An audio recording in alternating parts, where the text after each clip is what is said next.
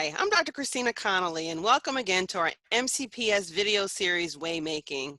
Our goal is to help families make their way through many of the emotional challenges that we are faced with today. I have with me Mr. Tom Manion, who is the director of the Family Justice Center. Thank you for joining us today. Thank you for having me. We have been seeing reports in the news about increases in domestic violence across the world due to people staying at home more frequently. What are some of the signs that someone is in an abusive relationship?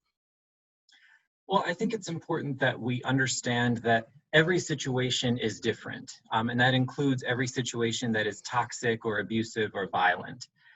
When we're talking about a domestic violence situation or an intimate partner violence situation, what we're really referring to is a relationship or a pattern of behavior or a pattern of violence between two people, one person against another person, and they have some sort of intimate relationship. So that might be a current spouse or a dating partner, or even a former spouse or a dating partner, or even just someone who has had two people who have had sexual contact in the last year. So those are the types of relationships that we're really talking about when we talk about intimate partner violence. And when we talk about this type of behavior, this type of violence, there are three hallmarks or three core components that make up this type of abuse. And that is power, manipulation, and control. The abusive partner is doing whatever they can to hold power over the other person, to manipulate them, and to control them. Now, that can manifest in a lot of different ways, maybe through emotional abuse or verbal abuse or physical abuse or forced or coerced sexual acts or using technology to stalk someone or harass someone. It can manifest itself in a lot of different ways. And so it's really just important to remember that when we're talking about intimate partner violence, it can look a lot of different ways. Now, there are some common, we'll call them symptoms or things that you can look for, red flags, when someone is being abused that might indicate that. Someone who is withdrawn or more withdrawn than normal. If they're not doing the things that they normally like to do, they're not seeing people or going places that they normally like to go, that can be a sign that something is going on. If they're preoccupied with how their partner feels about things or how their partner is going to react to things, or if they seem like they're in fear about how their partner might react to something, that could be a red flag. And the final red flag to look out for is something, it's very practical, very visual. If someone appears to have injuries that are unexplained, or if they have injuries that they're trying to hide, maybe they're wearing unseasonably warm clothing, long sleeves in the summertime. If they appear as though they're trying to do that in order to hide an injury, all of those could be red flags to look out for. All right, and thank you. And in listening to what you're saying, I mean, it really helps us to understand that when we talk about domestic violence, it's more than just like sometimes people just think it's like the physical symptoms that they beat you. But, when we talk about abuse, it is both the physical abuse, the verbal, emotional, psychological, all of these things. And we all have to get out of our mindsets around the stereotypes that we may have of what is a domestic abuse partner. And it's not just did he or she hit you, So, I just want to thank you for being able to share more about that and some of those things, talking about the like the power, manipulation, those types of things, and so sometimes people don't think about that. So that's important. Those are important symptoms to look for.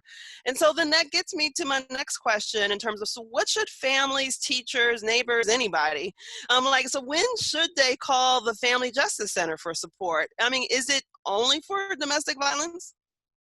So the Family Justice Center, we focus on serving victims of domestic violence, but we have a lot of people who give us a call about other types of situations, other types of family violence in particular, for maybe child abuse or abuse of an elder adult or a vulnerable adult. We certainly have people call us about all of those things, and all of the partnerships that we've created in this center and all of the different service providers that we have here. We can certainly point people in the right direction no matter what situation they're going through. But our focus is this intimate partner violence dynamic. And so if your question about when to call, I would say, obviously, we want to hear from the person who's the victim of the abuse. That's the person that we really want to get to. Obviously, we may not be able to get to that person right away. There are lots of different reasons that they may not be able to safely reach out to us.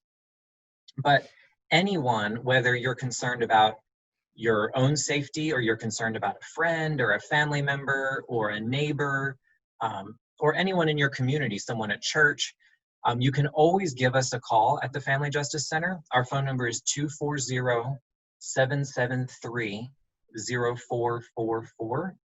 And whether you're a victim or whether you know someone who might be a victim, we're going to help you talk through whatever the situation is and talk about how to get the victim, whether it's you or not, the help that they need in the safest way possible so that we can ensure a safe outcome.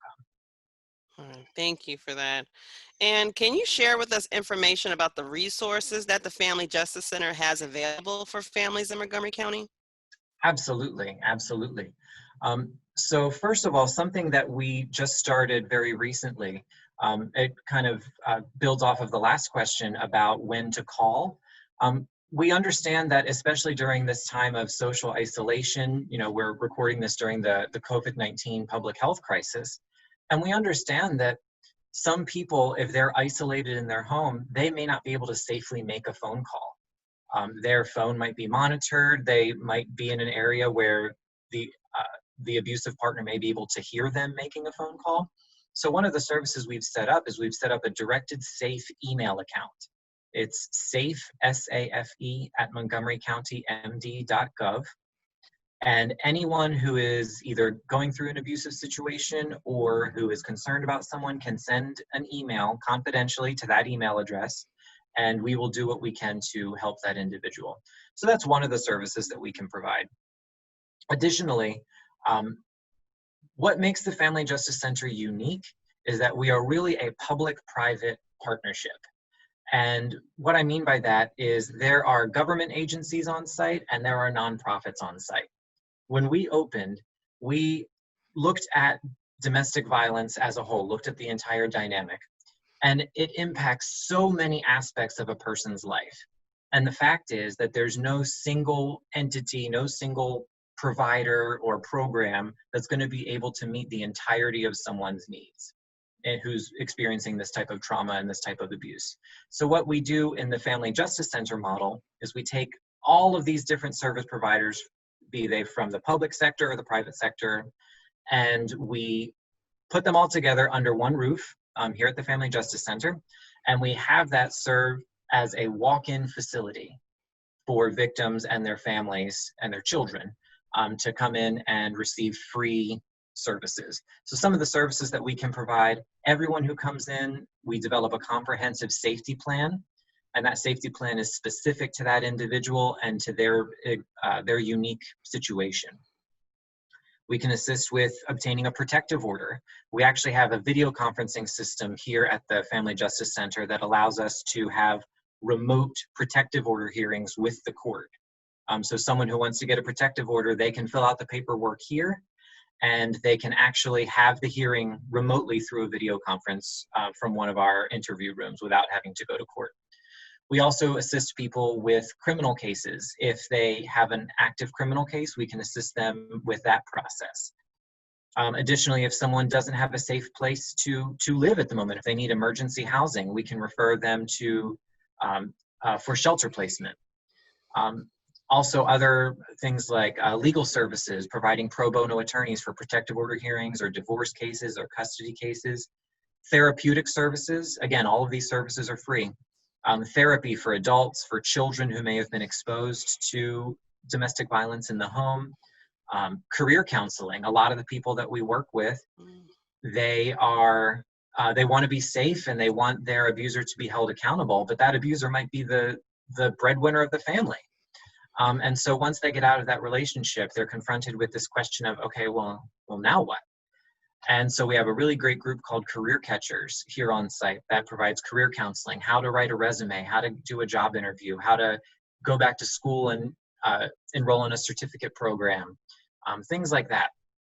And so we're really providing these wraparound services, everything from immediate safety to long-term mental and emotional health and financial stability. All right. Thank you. And so my last question is, do you have any suggestions or feedback for families to help them during this crisis? I would say that during this public health crisis, and really during any time, but especially during this public health crisis when people are even more isolated, and victims are going to be more isolated than they already are. The important thing to know is that there are still people here and who are willing to help you. The Family Justice Center, we are remaining open throughout the entirety of this crisis. We understand that these services and these supports are too important for us to close our doors. We obviously do have many of our staff are teleworking or working remotely. A lot of the services we're going to be providing are going to be provided in a socially distant way. But that doesn't mean that those services aren't available. So my main point would be to say that you are not alone. And if you're worried about someone, they are not alone either. There are free services and free supports that are still open. Give us a call, 240-773-0444, or email safe@montgomerycountymd.gov. Right, thank you. And that's such an important message to help people understand that they are not alone and that, even though some of our physical structures are closed, that we are still here virtually to provide support for them during this time, and especially if they're in their own individual crisis that's going on within their home and they are in need of help. So I really do want to thank you, Tom, for being with us today. And then we also, again, want to thank our viewers for joining us for Waymaking. To send us additional questions and topics to discuss on the show, please visit the link on the screen. And please join us next time for MCPS Waymaking.